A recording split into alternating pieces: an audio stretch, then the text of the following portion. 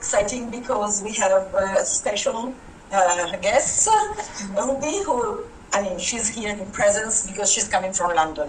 Okay, and the people who are in India, we thought of, trying to get them here in person, but we knew that it would be complicated, so we opted for the online version, even if we regret it. But Gangaji will be here as a visiting professor next year, so in any case, and I hope maybe Parimalji and also Shovendarji, who unfortunately could not join us because he has some problems at work, so he wrote us an email that he will not be able to join. But maybe, I don't know, if the problems are fixed, he might show up. And so they might come for another occasion. I'm sure we'll have further occasions to meet. So in this session, we are supposed to discuss something that we call the contemporary Adivasi writing in Hindi paradigms, issues, and perspectives. And we have the presence of different persons. The first one who will take the floor is Ganga Sahai Meena, who is he's a Meena, so he's an Adivasi from originally Rajasthan, and he works at JNU. And he's a Hindi critic, literary critic.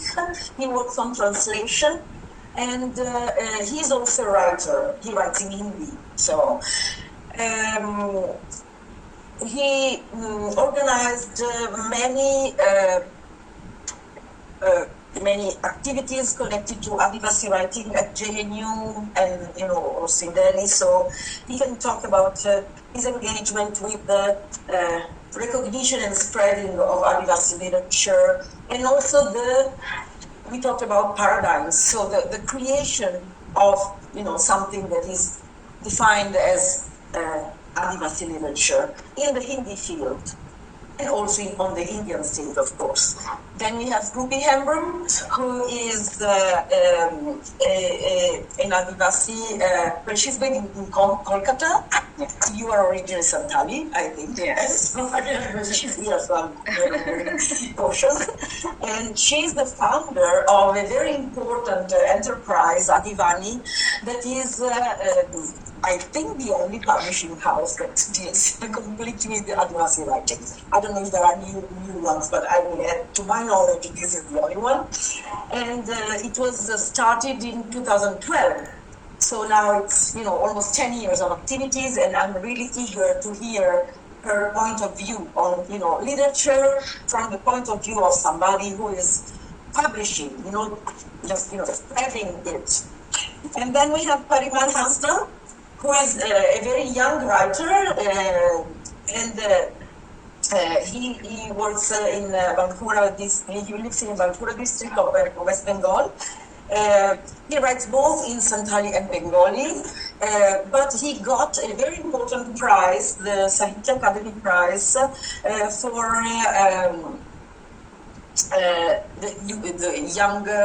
the younger Yuva Puraskar, how do you say it in English? Young Writers Award from the the National Academy of Letters, which is a very prestigious one, in 2016 for his Santali writing. And I am very sorry that Shovendarji is not here, because he also is a writer. He writes in English, but he's also very committed to translation into English of, for example, he published some of Parimal's poems into English that were published, I think, on Stroll.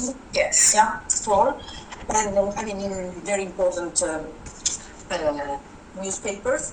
And so this is, the setting. And in these few hours, we are trying to discuss this movement, of Adivasi people. Somebody has, I don't know, is anybody talking? Oh, which is there. So, yeah. So I will just, and then of course we will have a question-answer session. So whatever you want to ask, of course you will be able to ask, both to the online speakers and to Ruby. And please take advantage of this possibility. Why is it just will not take too much time, but I want to just say a few words about why it's important to talk about Adivasi literature. For me, why I suggested to do this, is because a lot of Adivasi languages are either oral, they don't have a written tradition, let's say, or they're even dying. They are languages that are not used anymore. So when we talk of Adivasi literature, what are we talking about? Now there is this strong push towards establishing the Adivasi literature as something that is part of the literary field, which means writing, publishing. But what do we do with the rest, with the oral tradition, with all the literature that is still not being recognized as literature, but in some Adivasi communities, it's the real literature, there is this, we have heard about change, change was a word that came over and over in our sessions. I think this is also an important change that is happening, and that's why I thought that it's very important to discuss why Adivasi are writing or are not writing in their local languages, why Adivasi literature in India is not recognized as canonical,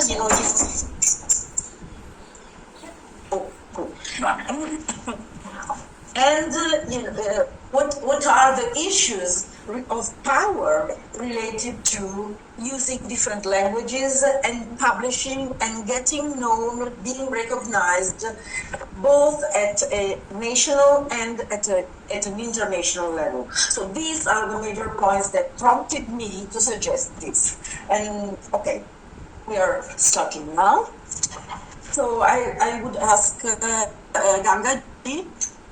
I don't know why I don't think this layout is really what we want to have.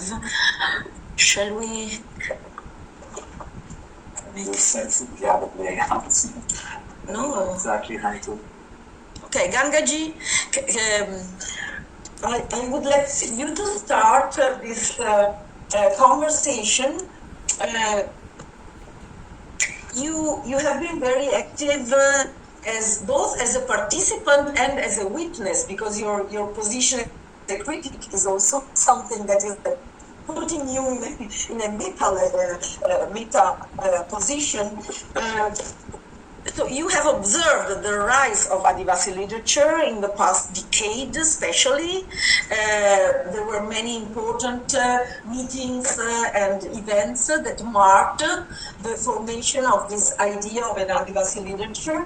So I would like you to tell us about the various, let's say, the stages of this development, and then how Adivasi literature is positioned today in the Indian academic world.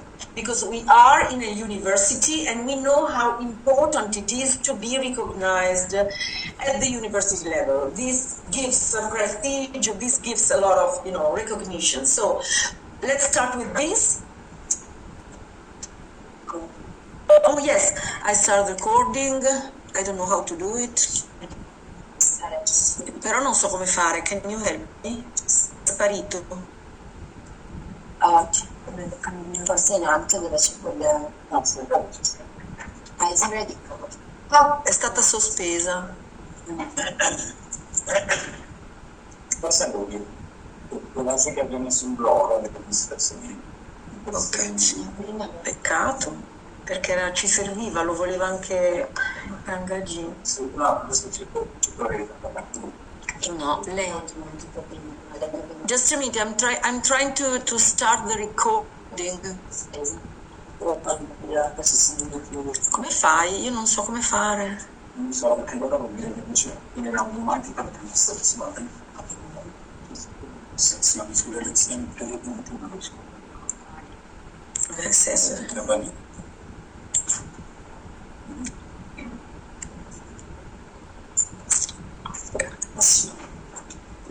This is really unfortunate. fare in quelle che famiglia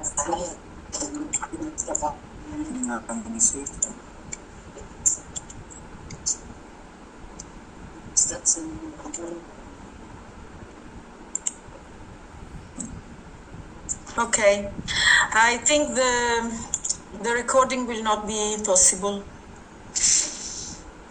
Mai mettere queste cose, ti autocensuri. Lo so, però invece le vogliono e poi a me serviva come archivio.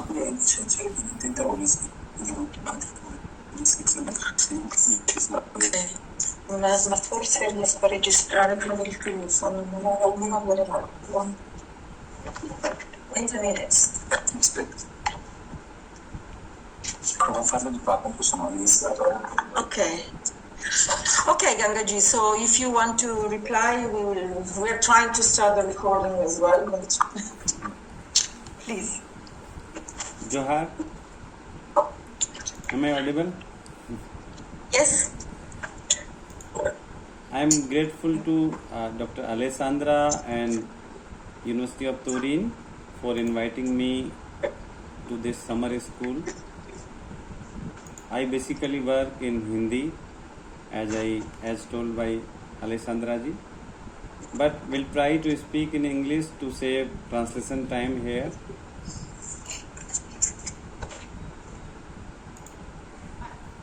Adivasis have been creating in various forms of art since the beginning. No indigenous community of the world can be imagined without dancing and singing. The beauty of Adivasi world is that their literature has not been designed as a separate art medium, but it has always been a part of dance, songs, plays. As you know, there are more than 500 Adivasi languages in India, and they all have thousands of years old traditions of creating art. Till now, anthropologists, linguists, etc. across the world have made literature present in the Adivasi tradition the basis of their analysis in their studies. But the talk about Adivasi literature in Indian academic world started after the 90s as an outcome of identity literature after the establishment of feminist literature and Dalit literature. As the discussion around Adivasi literature started later, it was assumed, it was accepted that it is the latest trend in the Indian literary phenomenon. There are discussions about Adivasi literature in university research studies and seminars, but there was a lack of clarity about its tradition, history and trends. Adivasi research and seminars are not only being organized by the humanities departments such as Hindi, English, Marathi, Bengali, Malayalam, Tamil, etc., but also are being organized by the social sciences departments like Department of Adivasi Studies, Philosophy, Sociology, Economics, Anthropology, Adivasi Research Institutes, etc. So far, mainly two types of research has been done in the name of Adivasi literature. One, study of the problem of Adivasi society in particular literary work. For example, the problems of Adivasi life in the novel of Hasda Savendra Sekhar or any other name. Second, the study focused on a particular author, means the Adivasi life in the writings of Vandana Tete or in the writings of Ramdayal Munda or any other writer. The studies so far have mainly focused on the literature written by non-Adivasis about the Adivasis, like Mahasweta Devi's writings. In Hindi, Ranendra, Sanjeev, Rakesh Kumar Singh. These are prominent names because I work in a university where new activities happens generally, and I publish a magazine called Adivasi Sahitya. A lot of researchers mail me or call me or message me, text me that they are working on Adivasi literature. But when I ask them, what are your primary sources? They only know these names, Mahasweta Devi, Ranendra, Sanjeev, or some non-Adivasi writers. Seminar speakers, research scholars, they talk about the works of non-Adivasi writers and the conversation is considered complete. Although Adivasi thinkers do not show much interest in the debate of Swanubhuti and Sahanubhuti. If you are aware of Dalit literature, you may be aware of this concept or debate of Swanubhuti versus Sahanubhuti. Swanubhuti means self-experienced. In Dalit literature, Dalit writings, Dalit critics claim, Dalit writers claim that whatever they write, it is self-experienced. That's why a non-Dalit or a upper caste cannot write like that.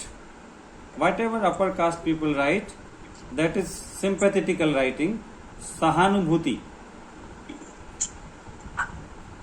But this question in the Adivasi theoretical discussions, this question not arised like it arised in the Dalit literature. But the question of Adivasi literature needs to be talked about instead of debating whether the writings by the non-Adivasi writers are Adivasi literature or not.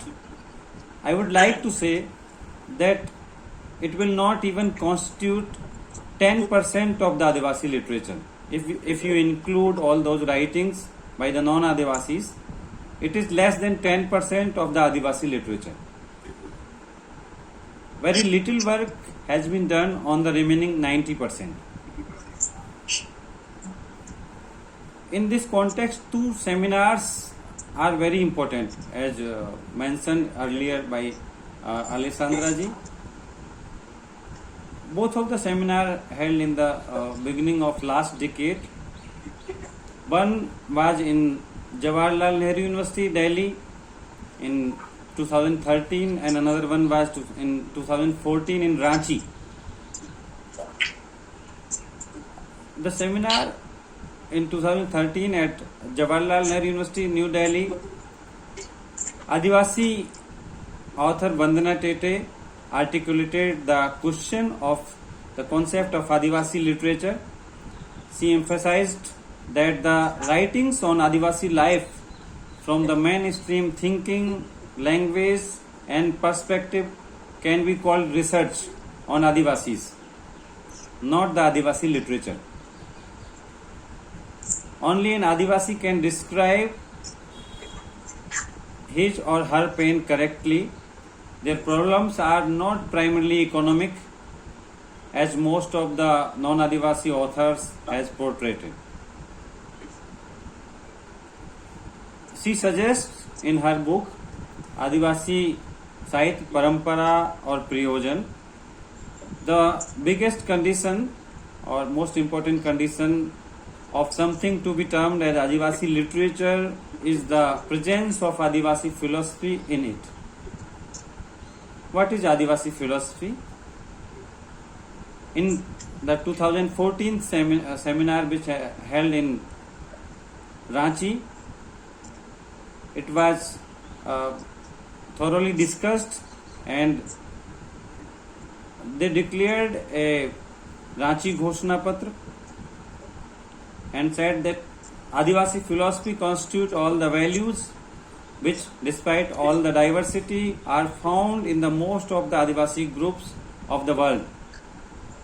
It is the Adivasi way of seeing the world.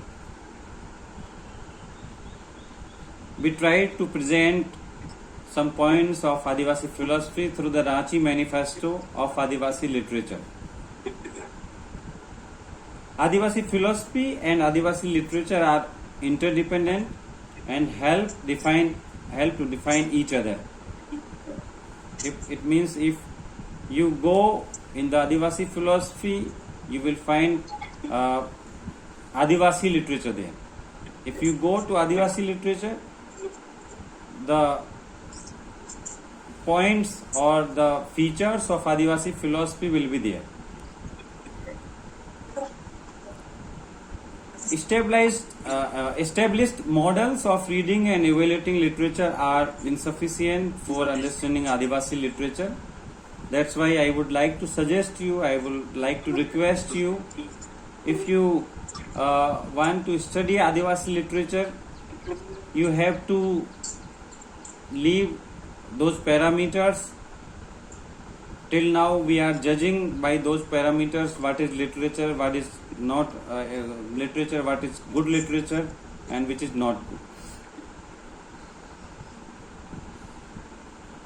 Unconsciously we impose some conditions on particular writing when we call it good literature or bad literature. When we say Adivasi writings, we unintentionally impose certain conditions on Adivasi literature too. If I ask you one question, which is your favorite writing? Whatever book or writing coming in your mind, I would definitely say that work is having some conditions. Means first thing, it is written in a major language, published by a large publication, critically acclaimed, praised by the academics, and probably part of some curriculum of some university or some colleges. I ask you one thing, if something does not meet these conditions, can you say that it cannot be a good creation? I think not. So it is important to have the right parameters, or when we talk about Adivasi literature, we have to forget the established parameters for some time. We categorize Adivasi literature into three parts on the basis of its source material. First part is Purkha Sahitya. We call Purkha Sahitya. You can say ancestors literature, Adivasi ancestry.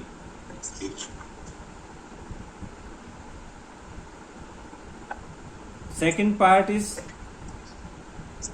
Adivasi literature written in Adivasi languages. And third one is Adivasi writings in non-Adivasi languages. The basis of Adivasi philosophy and literature is the ancestral or Purkha Sahitya. Purkha Sahitya is a tradition of oral literature continuing in the Adivasi society for thousands of years. In the 20th century, the works of its compilation, editing, publication and translation have been taken place. Adivasi thinkers call their oral tradition as Purkha Sahitya rather than oral literature or folk literature. There are important arguments behind this. First of all, by saying oral literature, nothing is known about whose oral literature. What kind of oral literature? In all societies of the world, there has been a tradition of oral literature before the writings. To differentiate it from this, the Adivasi thinkers call the Adivasi oral tradition as Purkha Sahitya. In this process, they also distinguish it from folk literature. In this context, Adivasi thinker Vandana Tete writes that since there is no distinction between folk and scripture in Adivasi society, like outside society, literature cannot be divided either. Since ancestors have great importance in Adivasi society and culture, the songs, stories, etc. found in the oral tradition have also been created by the ancestors. Hence, this oral tradition should be collectively called Purkha Sahitya. There is rich tradition of Purkha Sahitya in all the Adivasi languages. Through this, we can know their philosophy, knowledge, tradition, values, beliefs, etc. Therefore, it is very important to compile and save the Purkha literature to know the Adivasi life. Some works has been done by the scholars in this direction, but a lot of works remain to be done. The tradition of Purkha Sahitya, Purkha literature is scattered in more than 500 Adivasi languages of the country. Great care is needed in its compilation and editing, because some people go and they collect whatever they believe. Before that, we have to work hard. Often we start compilation with our prejudices and our biases sneak in the middle of the text revision. Knowledge of Adivasi philosophy and related language is necessary for compilation. I would like to give some names. If Father Halfman, who collected the Mundari songs, who compiled thousands of Mundari songs in the Encyclopedia Mundarika, which is very important document, the most popular collection of ancient literature. Many other people also worked on the Mundari songs, but the most important work is the Father Halfman's work. In Hindi, there is a collection called Bansuri Baj Rahi Hai. It is Mundari and Hindi collection of Mundari songs by Jagdish Trigunai. But if you compare both of the collections, you will find that Encyclopedia Mundarika is better or very good. Ramdayal Munda also collected Munda songs. He himself wrote Munda songs, translated from Mundari to Hindi and English, and analyzed Mundari songs. His whole work is important. Right now, a lot of scholars are doing a lot of works in this field, like Juran Singh Manki is working on Munda songs, and some other scholars are there in the Ranchi Tribal Research Institute.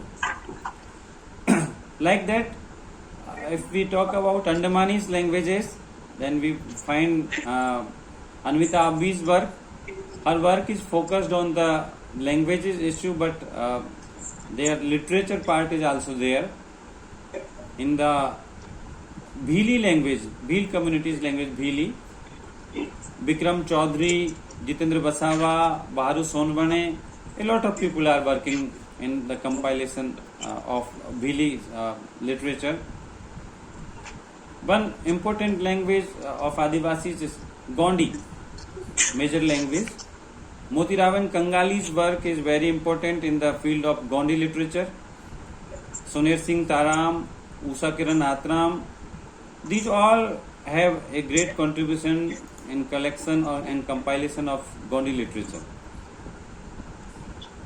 Suresh Jagannatham is working in Kui language. Shanti Khalko, Hari Urao, etc. are working in the Kuduk. And Vandana Tete is working in Khadiya.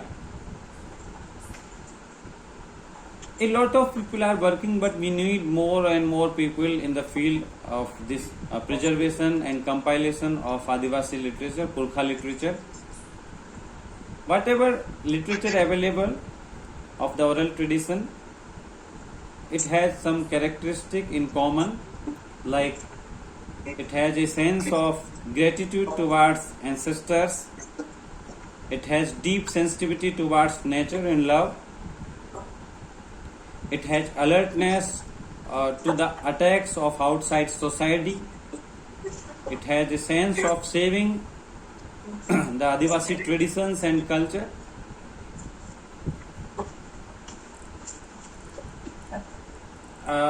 Now we can come on the second part, the tradition of literature written in Adivasi languages. The development of script in Adivasi languages started about 150 years ago. Till now, a lot of people think that Adivasi languages are not having any script.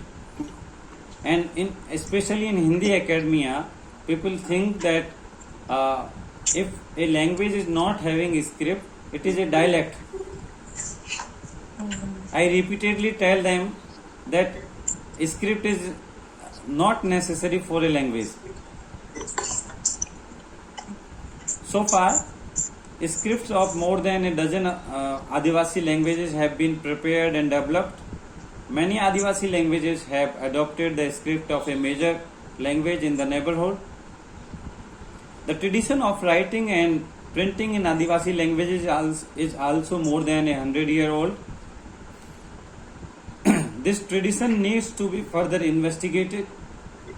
According to the existing source material, the Mundari novel named Matrao Kahani by Manas Odie is the first Adivasi novel. It was written in the second decade of the 20th century. A part of it was translated into Hindi with the title Chalo Chai Bagan. Manas Odie was the steno of Father Hoffman, which I earlier mentioned, Encyclopedia Mundarika. This novel have 1700 pages. It was written around 1920. Very important. If we go the written tradition, we will find a lot of writings like this.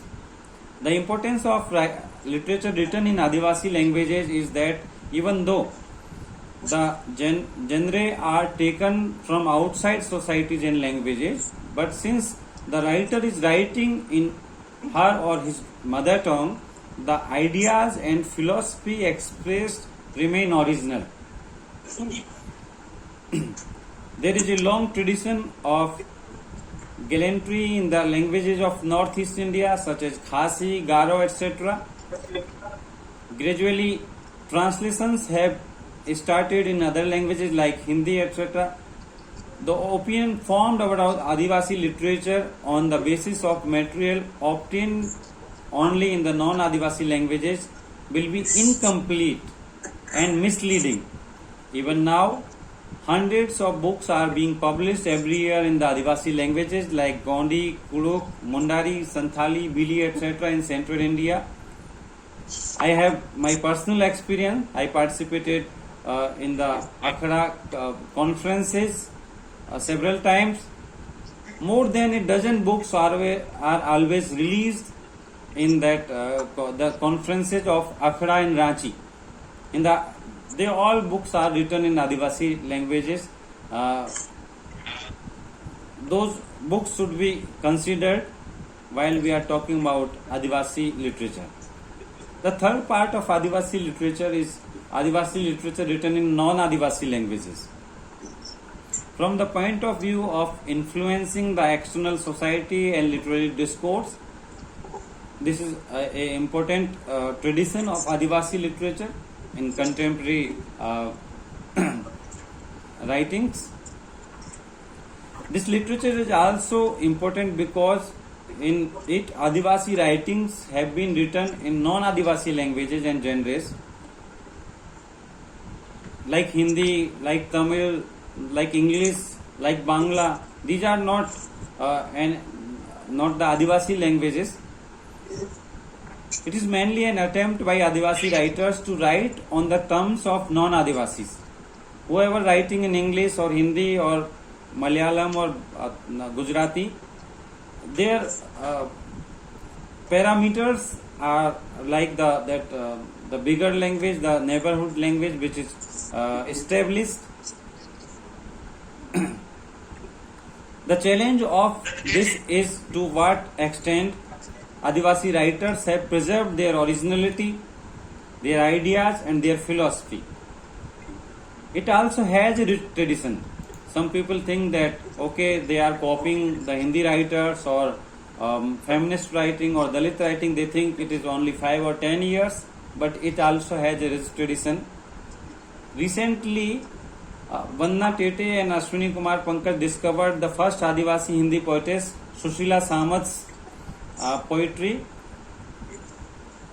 whose 2 collections of poetry were published in 1940s. It is about Hindi only. If you go to other Indian languages and other language, northeastern language also, you will find some more writings. These collections have been republished by Vandana ji. Similarly, the first Adivasi short story writer, Alice Eka, who was writing short stories in the 60s, her short stories were being republished now by the Vandana Tete from Rajkamal publication. The writings of Ramdayal Munda, Peter Paul Eka, Rose Kirketta, Temsula Ao, Mamang Dai, Walter Bhengra Tarun, Francisca Pujur, Hariram Meena, etc. date back to the 70s and 80s. Since the 90s, there are many writers active, including Nirmala Putul, Baru Sonvane, Suner Singh Taram, Shankarlal Meena, Savitri Badaik, Vandana Tete, Mahadev Topo. Very few researchers know about them. It is true that their books are less printed by the big publishers. Even some books are not having ISBN numbers. When I collected and I worked on the Peter Paul Eka's books, all books published from Satya Bharati publication Ranchi, but they are not having any ISBN number. And he himself published me, he himself gave some money to that publisher and that publisher published those books. When I studied Adivasi literature, I found that there is no tradition of autobiographies. In Adivasi literature, only 2 autobiographies found. I'm mentioning this feature because generally we assume that after because it came after the feminist writing and Dalit writings, there is a rich tradition of autobiographical writing, but in Adivasi literature, autobiography is not an important genre. Recently, there was a English autobiography by Sita Ratnamala, Beyond the Jungle. She was from Irula community, living in the Nilgiri hills. It found and published, republished, and translated in Hindi also. Another autobiography you can call Jaipal Singh's Lobir Sendra. Jaipal Singh, which is a very important name in Adivasi politics also. There are many such works which remain to be discovered and studied. In the last 2 decades, countless names have been added to the field of Adivasi writings. The study and analysis of all their literature is yet to be done. That's all I had to say in the beginning of this session, that Adivasi literature have a lot of things to be done, and it is the based on Adivasi philosophy. We have to go through, and both are interdependent. Thank you. Thank you, Gangaji. I think we can leave the questions at the end of the first round, maybe, so we can, but there is any urgent question, please feel free to ask. Okay? Otherwise, we just proceed. So, I think this was a very good introduction to the theme, and it connects very well to your work as a publisher, because Gangaji, he addressed the issue of, how the circulation of this literature is limited in a way. It's difficult for many reasons. So I'm not really asking you a question. You just take the floor, and you're here, so you can. I'm going to time myself for this. Yeah, just Time but around. I think we have time, so you Okay. feel free. Yeah. So I'm going to